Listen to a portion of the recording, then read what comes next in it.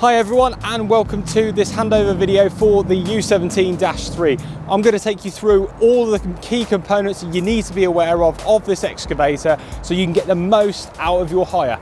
So to do so, we need to get ourselves straight into the cabin. The first thing that we're going to do is use the handlebars that are provided on the rollover structure to aid us with our 3 points of contact when entering the machine. When we get into the excavator, the first thing that we need to do is ensure we pop our seatbelt on. It's our first line of safety, and also the excavator will not start without it engaged. Welcome to your cabin. Now, for the sake of this tutorial video, what I'm going to do is I'm going to drop the left arm armrest so I can show you all the controls. So to start with, either side of your operator seat, you've got your pilot controls.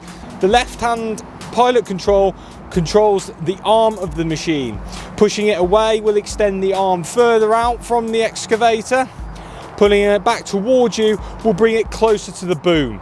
Pushing left on the pilot control will rotate the excavator on its current axis, and the same if you pull it to the right will do the opposite to the right hand side. Over on the right hand side, we've got our right pilot control, which controls the boom of the machine and also the bucket. Pulling the control towards you will lift the boom towards the excavator. Pushing it away will lower it closer to the ground. Curling the bucket is 9 o'clock on the clock face, and then opening and unloading the bucket is to the right hand side at 3 o'clock on the clock face. And on our right hand pilot control, we've also got our excavator's horn. And those are the pilot controls you're going to find in the U17-3. Right in front of us, we've got our track controls. Down on the left hand side, we've got our hydraulic auxiliary pedal. Then just down on the right hand side of the right track control, we've got our slew lock, which is used for the transportation of the machine. Then a little bit further over, we've got our slew. Now on the right hand panel is your adjustable track controls. To change the width of the track, simply position the excavator as shown and lift the tracks off the floor. We do this by using pressure through the boom and the arm of the machine, and also the dozer blade. Then we flip over the controls to the adjustable tracks, and then we use the dozer lever that you'll find just next to your right hand pilot control to adjust the width of the tracks. After you're happy with the adjustment, change the lever back to the dozer blade setting and lower the machine gently to the floor.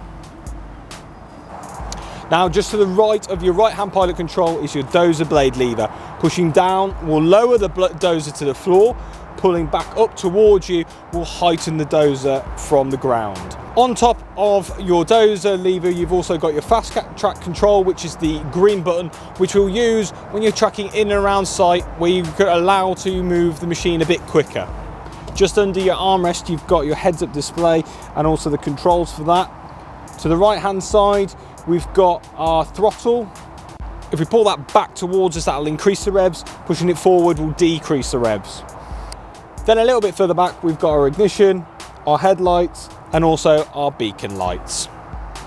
And those are the main controls that you're going to find inside the cabin of the excavator. The last thing we need to do is show you how to refill the machine. To do so, we're going to exit the machine, and you're going to need your operator's key to do so. Follow me.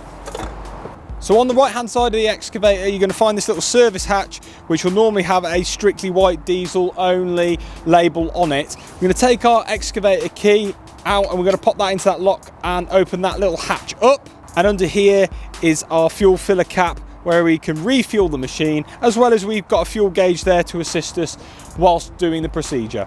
Once the machine is fully fueled and ready to go, you're all set to lock that little hatch back up and get ready to start your day's work. Right guys, those are the key components that you need to familiarise yourself with this U17-3 from WHC Hire. Now, if you come into any more problems whilst using this machinery, please feel free to scan the QR code that you'll find inside the excavator for more free step-by-step helps. Thereafter, if you need any further support, please get in contact with your local WHC Hire depot as soon as possible so we can get you up and running. Thank you ever so much for joining me in this tutorial video, and we'll look forward to helping you in the next. Until then, take care and bye-bye for now.